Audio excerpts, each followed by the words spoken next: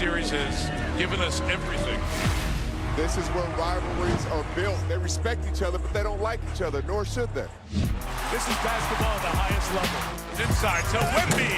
Isn't that what you want, the heavyweight fight, Rand? Oh, yeah. Took him deep. He kills Alexander. Hits his second field goal. McCain has his arm. Oh! Fox his arm, and he scored anyway. Caruso, corner. Inside, SGA streaks his way. Game number 5 to the Thunder. One win from a return to the finals. Mike Tirico said it. The Oklahoma City Thunder, Danny, Shanae, they are 1 win away from a second consecutive NBA Finals berth, and here is how they got it done here in Game 5. Keldon Johnson, I'm not sure what exactly he was saying to Victor. You're that dude. It didn't, though. I know, it didn't really transpire. Just one day. Both stars actually struggled to start this game. Shea, he struggled early, just 1 for 5 in the first quarter, but the difference maker is that everyone else combined for 9 of 15 for OKC here, and then they really limited Victor Wembanyama, Shanae. Yeah, Victor Wembanyama, anytime he's shooting from 3 and missing, you're going to actually breathe a sigh of relief if you're the Oklahoma City Thunder. Look at how well they did. I know it was an off night for him, but it was just tough to see him miss his bunnies. Yeah, and Mark Daigneault, despite many of us, I'll include myself in that saying, is this Hartenstein series, stuck with him, and he was impactful. Here, though, Shea drops Victor. Shooter's bounce. Let me see Yo Tootsie Yeah, roll. I think shooter's bounce is better than SGA, he rebounded with 12 points in the second frame here. So to the third we go. Jared McCain started this game, only had 2 points in the first half. He had 18 of his 20 in the second. Strong little guy right there.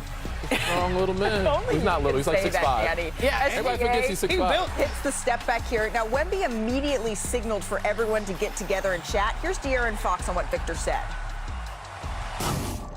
We don't want our season to end this week, so obviously getting down, you don't want to get down, but when we got down, we have to be willing to fight back because, we could lose today and then, lose in 2 days and your season's over. It ain't done yet, but they did take one step closer to their season ending here. The Spurs defense.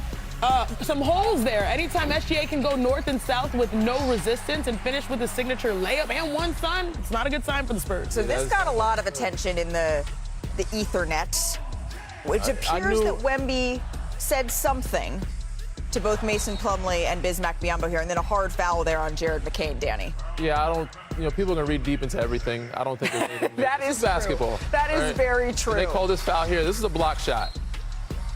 If Danny Green goes on lane and gets his floater smacked to the other side, guess what they're doing? You know what series it's a play talk on. about in the third person. OKC wins this one 127-114, and now they lead the series 3-2 here. So SGA, he recorded his 24th playoff game with at least 30 points and 5 assists with Oklahoma City. By the way, that does tie Russell Westbrook for the most of those types of games in team history. But Janae, it wasn't really a pretty 30-point night for SGA here. It wasn't. He talked about his teammates' impact and specifically what Chet Holmgren was able to do in this all-important Game 5.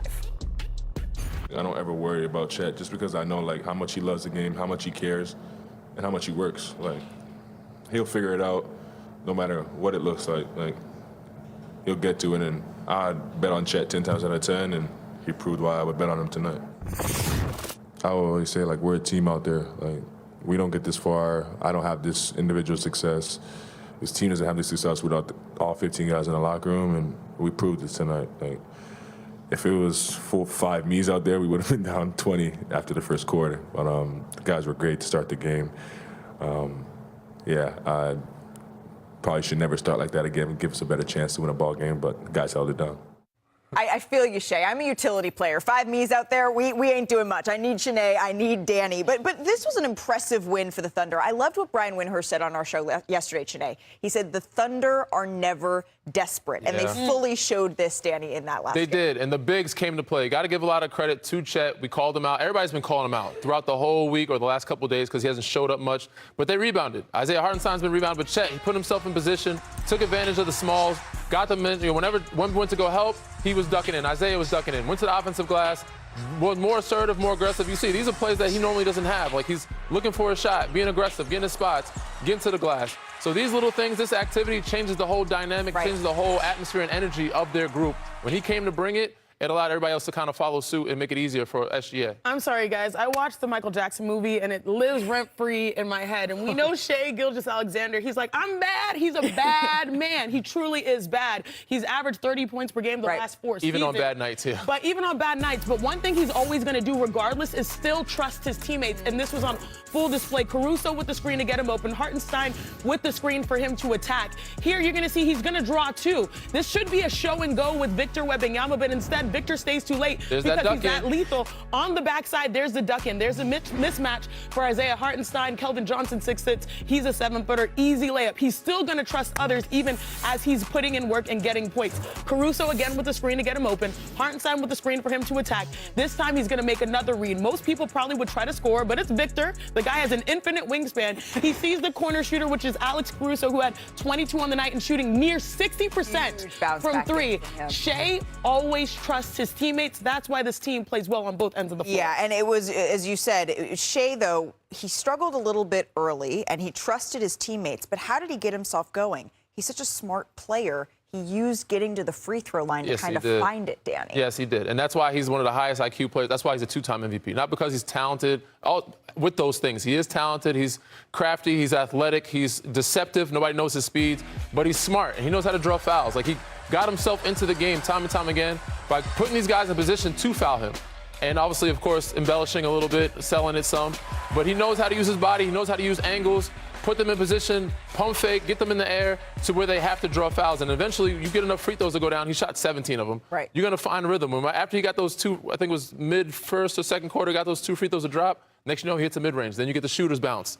Now he's in rhythm. So him going to the free throw line was smart, not only for his team, but for himself to get himself going. And Shai also knows how to control his emotions. There was a key moment where this happened in the series where he was cooking, he was going one-on-one. Do you guys remember this?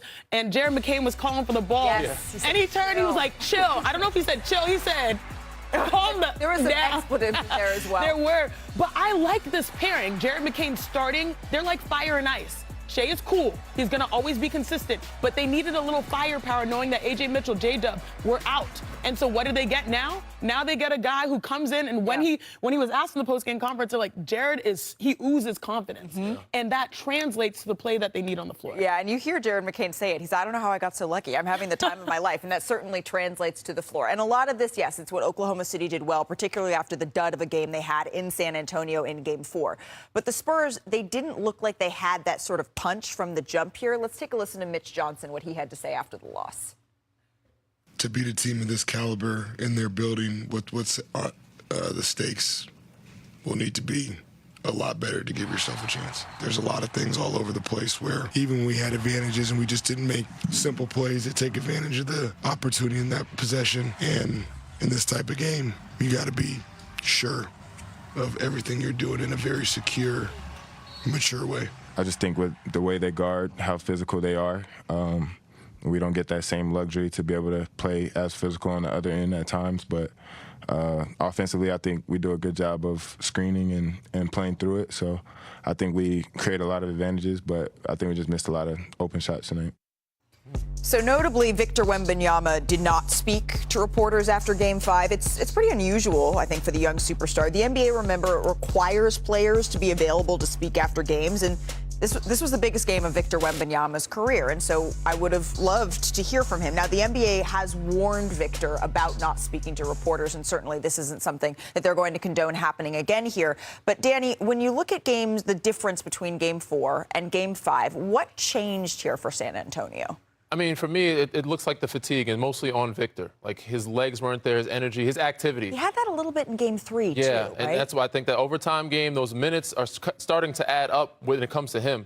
And his rebounds are a direct, like, reflection, and you can see the correlation. When he's rebounding, that shows his activity. When he's having 8 or more rebounds a game, they're 7-2. When he's under 8, they're 2-4 now. So he doesn't get his own rebound, throwing it up off the glass. He's not able to get that as much. Them keeping away from the paint. Obviously, he's missing some chippies, some bunnies.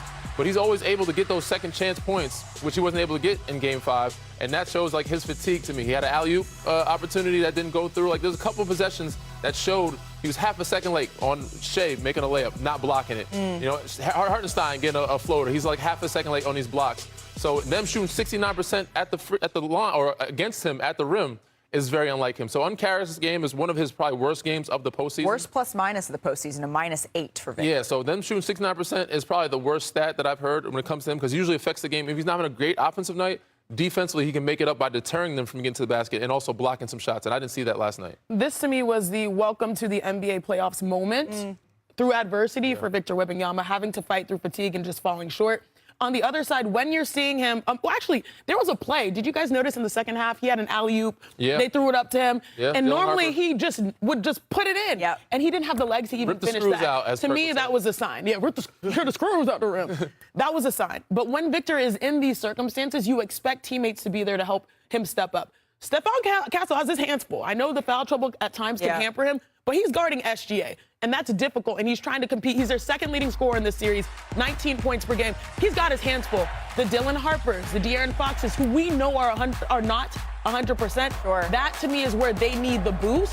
And it's hard because in the postseason you want to be healthy, but not everyone is healthy at all the right times to help Victor Wembanyama sort of create some energy. Right. When your two stars are shooting 8 for 30, and I'm going to put De'Aaron Fox and Victor Wembanyama as those two stars, the anchors, the elder statesmen in a lot of ways of this team, it's not a recipe for success. However, I do expect this to go 7. This is the kind of setup that Victor Wembanyama has a huge bounce back game. Because after game 3, I thought the same thing. There's no way that he has more gas in the tank. And then he had this enormous game 4. And so that's the type of bounce back game we've come to expect from Victor Wembanyama. This is where stars get made. We still got a lot to go here on NBA Today, including getting over to the Eastern Conference here. Because while the West is still duking it out, Jalen Brunson in New York, I don't like that. they're headed to the NBA Finals. Bag, not that one. Burners, I get it. I watched the show. We are going to revisit Becky Hammond's comments that she made on this very Not our show choice, Becky. here. Our Plus, producers. The Thunder struck last night, but is this actually good news for New York? We're going to dive into the Knicks' ideal finals opponent here.